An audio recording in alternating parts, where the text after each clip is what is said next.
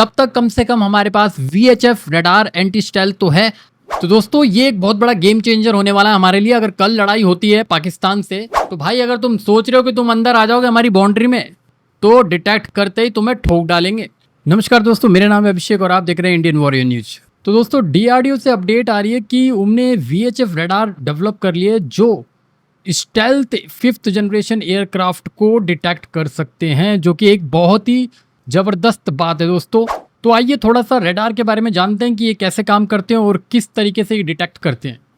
तो दोस्तों जो स्टेल्थ एयरक्राफ्ट होते हैं वो कुछ ऐसे डिज़ाइन किए होते हैं, इस तरह के मटेरियल उनके अंदर यूज किए होते हैं, जिससे जब कन्वेंशनल रडार उन्हें डिटेक्ट करने की कोशिश करते हैं तो वो या तो उस वेवलेंथ की फ्रीक्वेंसी को या तो स्कैटर्ड कर देते हैं या फैला देते हैं या उसको एब्जॉर्ब कर लेते हैं, जिसकी वजह से वो डिटेक्ट नहीं हो पाते, जो कि एक बहुत बड़ा खतरा हो चुका है उन कंट्रीज़ के लिए जिनके पास VHF रडार नहीं है, जिससे 5th जनरेशन एयरक्राफ्ट को डिटेक्ट किया जा सकता है, जो कि एक बहुत ही बड़ी सिचुएशन बन गई है।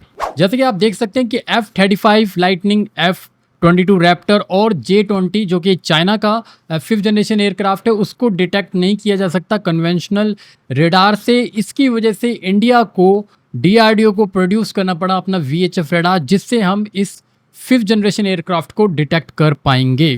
तो दोस्तों जानते हैं ये काम कैसे करता है। तो दोस्तों जो स्टेल्थ एयरक्राफ्ट है वो हाई फ्रीक्वेंसी के अगेंस्ट तो सही काम करता है, बट लो फ्रीक्वेंसी में वो डिटेक्ट हो जाता है। तो एक्चुअली होता क्या है, जब हाई फ्रीक्वेंसी उसके ऊपर जाती है तो वो या तो उसको स्कैटर्ड कर देगा या उसको एब्जॉर्ब कर लेगा, जिसकी वजह से वो डिटेक्ट नहीं हो पाता। बट हम लो फ्रीक्वेंसी का यूज करते हैं VHF रडार के अंदर, जो कि लो फ्रीक्वेंसी VHF के अंदर होती है। वेरी हाई फ्रीक्वेंसी के अंदर एक लो फ्रीक्वेंसी होती है, उसको रडार के द्वारा हम फेंकते हैं और वो जब उससे टकराती है उसकी पूरे ऑब्जेक्ट पे टकराती है, क्योंकि उसकी जो वेवलेंथ होती है, फ्रीक्वेंसी जो होती है वो होती है लॉन्ग होने की वजह से वो पूरी बॉडी पे स्कैटर्ड होती है, मतलब पूरी तरीके से ऑब्जेक्ट के ऊपर जाती है, रीबाउंड करती है और रडार के पास फिर वापस पहुंच जाती है, जिसकी वजह से डिटेक्ट हो जाता है 5th generation aircraft, stealth aircraft.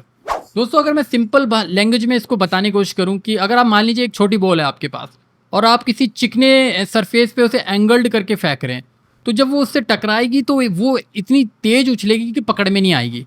तो ऐसी स्टेल्थ एयरक्राफ्ट के साथ भी होता है।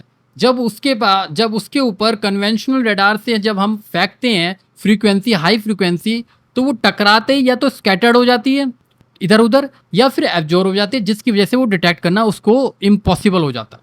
ठीक है, अब बात आती है लो फ्रीक्वेंसी की। लो फ्रीक्वेंसी क्या होती है, वो होती है लंबी। वो मान लीजिए कि एक बड़ी बॉल है, अब बड़ी बॉल में फेंकूंगा तो ये पूरे चांस है कि वो उसके ऊपर टकराएगी और वो पकड़ में आ सकती है। ठीक है, अगर बड़ी बॉल होगी, छोटी बॉल होगी तो नहीं पकड़ में आएगी। तो आप समझ सकते हैं कि लो फ्रीक्वेंसी जो होती है वो होती है लॉन्ग, काफ़ी लंबी होती है। तो जब हम उसे अपने VHF रडार से उसको भेजेंगे यहाँ से, ठीक है, जब हम शूट करेंगे यहाँ से, तो वो उसकी पूरी बॉडी पे, जो उसकी ऑब्जेक्ट स्टेल्थ की पूरी बॉडी के ऊपर टकराएगी और एक रेजोनेंस बोल लो या रीबाउंड कह लो, रीबाउंड करेगी, टकराएगी और रीबाउंड करेगी और रडार के पास आ जाएगी, जिससे हम उसको डिटेक्ट कर पाएंगे। तो लो फ्रीक्वेंसी की एक एडवांटेज ये है कि वो पेनिट्रेट कर जाती है स्टेल्थ एयरक्राफ्ट की ज्योमेट्री पे, मतलब उसके कोनों पे, उसकी पूरी बॉडी के ऊपर वो एकदम टकराती है हर जगह, उसकी वजह से वो रीबाउंड करती है और VHF रडार उसको डिटेक्ट कर लेता है। दोस्तों ये जो कन्वेंशनल रडार्स होते हैं ये S, X और Q बैंड पे काम करते हैं, जबकि VHF जो हमारा जो ये नया है जो रडार है ये डिफरेंट लो फ्रीक्वेंसी पे काम करता है। दोस्तों ये रडार जो है हम माउंट करते हैं टेट्रा, जो कि एक टाटा का ट्रक है, उसके ऊपर माउंट किया जाएगा ताकि इसकी मोबिलिटी और डिप्लॉयमेंट में आसानी हो। तो दोस्तों ये एक ऐसी एडवांस रडार टेक्नोलॉजी है दोस्तों, एंटी स्टेल्थ रडार टेक्नोलॉजी है, जो सिर्फ कुछ चुनिंदा देशों के पास है, जिसमें से इंडिया भी अब उसमें शामिल हो गया, जो कि एक बहुत प्राउड मोमेंट है दोस्तों।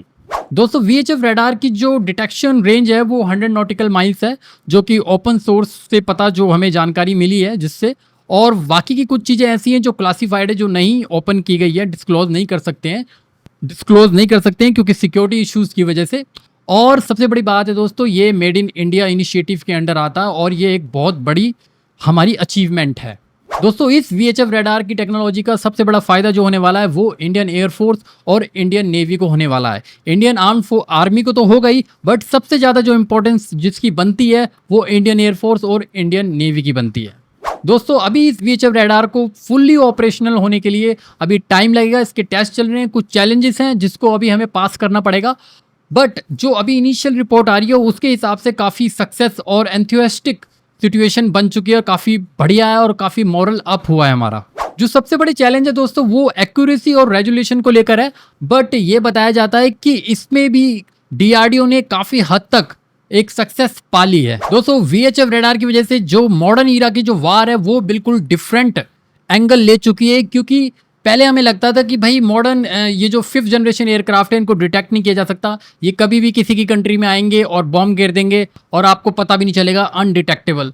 तो ये इंडिया के लिए एक बहुत बड़ी सक्सेस है कि उसने VHF रेडार को डेवलप किया, DRDO को इसका पूरा श्रेय जाता है। और बेल कंपनी जो है जो कि इसे मैन्युफैक्चर करेगी, ये डेवलप किया गया है DRDO ने, और इसे मैन्युफैक्चर जो कर रही है वो है बेल कंपनी, भारत इलेक्ट्रॉनिक्स बोलते हैं, जो कि गाजियाबाद में सिचुएटेड है।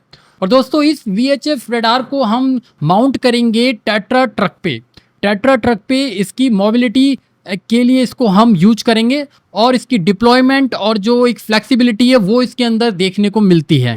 दोस्तों आप सोच रहे होंगे कि VHF रेडार को हमने टेट्रा ट्रक के ऊपर क्यों माउंट किया गया है। दोस्तों ऐसा होता है कि अगर जब वार होती है और मान लीजिए कि दुश्मन को हमारी लोकेशन पता चल गई तो उसको मोबिलाइज करने के लिए, उसको रीलोकेट करने के लिए ट्रक के ऊपर उसका होना इंपॉर्टेंट है दोस्तों। तो उसी वक्त जैसे हमें पता चलेगा कि भाई हमारी मान लीजिए कि डिटेक्ट हो चुका है हमारा मतलब, तो फिर हम वहां से उसको रीलोकेट कर देंगे, रीडिप्लॉयड कर देंगे किसी और लोकेशन पे, ताकि दुश्मन उसको कोई भी नुकसान ना पहुंचा सके। जैसे कि दोस्तों सुनने में आ रहा है कि पाकिस्तान J-35A जो कि चाइना का 5th जनरेशन स्टेल्थ विमान है, एयरक्राफ्ट है, वो खरीदने वाला है।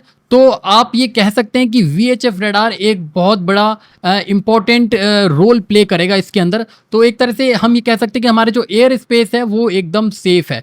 तो जो हम ये कह सकते हैं कि अगर पाकिस्तान ये सोच रहा हो कि भाई हमें तो टेक्नोलॉजी डिफरेंस हो जाएगा, वो इंडिया से ऊपर हो जाएगा, अब बिल्कुल ऐसा नहीं होने वाला दोस्तों, क्योंकि हमारे पास आ गया VHF रेडार एंटी स्टेल्थ, जो किसी भी स्टेल्थ एयरक्राफ्ट को पकड़ लेगा और उसी टाइम उसको वहां पर उड़ा देगा। दोस्तों ये जो VHF रेडार है ये अर्ली वार्निंग और ट्रैक कर सकता है 5th जनरेशन एयरक्राफ्ट को। इसके बाद जो इसकी जो इनपुट होगी हम अपने सेंसर इनपुट को दे देंगे, जो कि आयशा सिस्टम और IRST जो कि infrared search and track system है उसको दे देंगे। ठीक है, उससे क्या होगा, एक multi layer defence system layer बन जाएगी, जिससे हमें किसी भी स्टेल्थ एयरक्राफ्ट के बारे में पता चल जाएगा। दोस्तों गवर्नमेंट ऑफ इंडिया ने एक सबसे अच्छा काम ये किया कि जब तक हमारे पास 5th जनरेशन एयरक्राफ्ट नहीं बन जाते या फिर हम इंपोर्ट नहीं कर लेते, खरीद नहीं लेते Su-57, तब तक कम से कम हमारे पास VHF रेडार एंटी स्टेल्थ तो है, जिससे हम डिटेक्ट कर सकते हैं कि कौन सा स्टेल्थ एयरक्राफ्ट हमारी बाउंड्री या बॉर्डर के आसपास घूम रहा है या अंदर आ रहा है। ये एक बहुत इंपॉर्टेंट चीज़ थी, मुझे लगता है, जो गवर्नमेंट ऑफ इंडिया ने इनिशिएटिव जल्दी लिया, और मुझे लगता है ये काम जो था DRDO का बहुत पहले से चल रहा था, जिसमें हमें सक्सेस मिल चुकी है।